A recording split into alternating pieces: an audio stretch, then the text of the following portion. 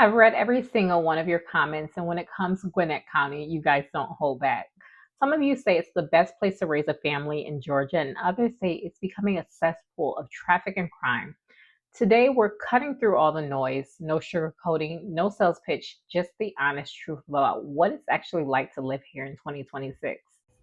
Here are some of the major cities in Gwinnett County, and today we'll answer the question, is it really worth it to live in Gwinnett County? We'll briefly touch on safety, population, and financial impact. Let's talk about the big one, safety. I've seen the debates in my comments about Sugarloaf Mills and in certain parts of the Southern County. Here's the reality, Gwinnett is massive. Comparing the safety of one pocket to another is like comparing two different states. We're going to look at the actual 2025 to 2026 stats, but more importantly, I'm telling you which areas are feeling the growing pains the most, where residents are actually seeing a change in their day-to-day peace of mind. Now let's discuss the growing pains. We'll use the heat map to talk about how much pressure an area is feeling, with red being the maximum. Take a look at the Gwinnett County facts and statistics. As you can see, the population is now over 1 million.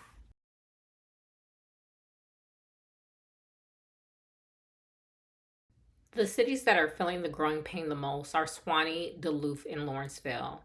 In Suwanee, residents are complaining about McGinnis Ferry Road, Lawrenceville Suwanee Road, Peachtree Industrial Boulevard, and the I-85 interchange. The reason for the congestion and the traffic are large numbers of new subdivisions, apartments, shopping centers, and employers have increased traffic faster than the road capacity. Local discussions frequently note congestion extending beyond traditional rush hours. In Duluth, the challenges include Pleasant Hill Road, Satellite Boulevard, Peachtree Industrial Boulevard, and downtown parking. The city's popularity as a dining and entertainment destination means evenings and weekends are much busier than they were a decade ago. In Lawrenceville, residents are noticing growth around the courthouse square, more apartments, new mixed-use developments, busier downtown events. The benefits are more restaurants, more nightlife, but the trade-off is more congestion. Peachtree Corner, Snellville, and Buford are also considered high growth. Peachtree Corner's growth pressures come from it being the technology corridor expansion, office redevelopment, there's more apartments, and increased traffic on Peachtree Parkway and Medlock Bridge Road. In Snellville, what's changing is continued residential growth, Highway 124 congestion, and longer travel times to I-85. Residents often describe Snellville as feeling busier than it was even 5 years ago. In Buford, it's mostly affected by Mall of Georgia traffic, Buford Drive, and Gravel Springs Road. The traffic spikes are most noticeable during weekends and holiday shopping seasons. Grayson and Norcross are seeing moderate growth.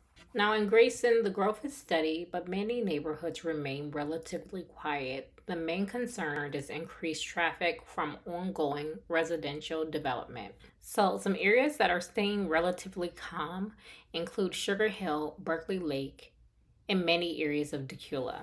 So let's talk about that a little bit more. Many residents continue to describe these areas as retaining more of a suburban pace, though growth is ongoing.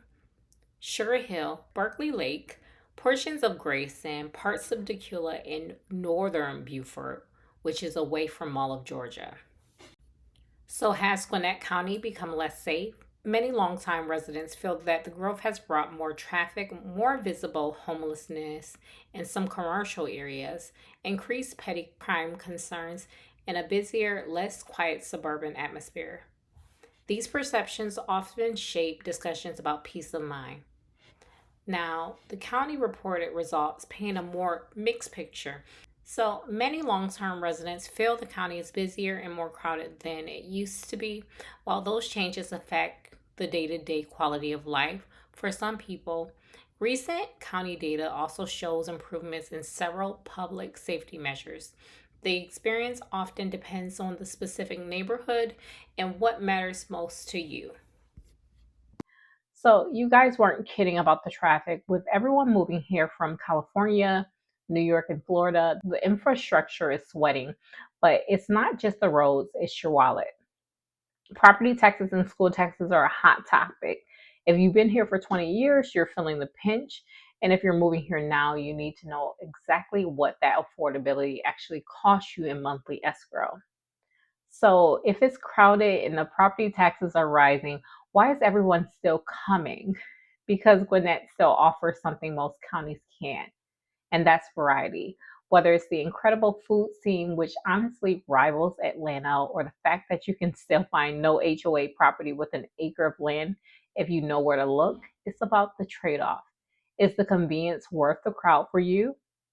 The honest truth isn't that Gwinnett County is perfect or that it's failing, it's that it's changing. It's an urban suburban hybrid now. If you want quiet and empty roads, Gwinnett County might not be your 2026 destination. But if you want the opportunity and diversity, it's still top of the list.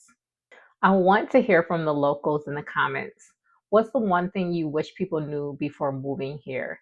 And if you're looking to make the move and want a real estate agent who gives it to you straight, my contact information is in the description.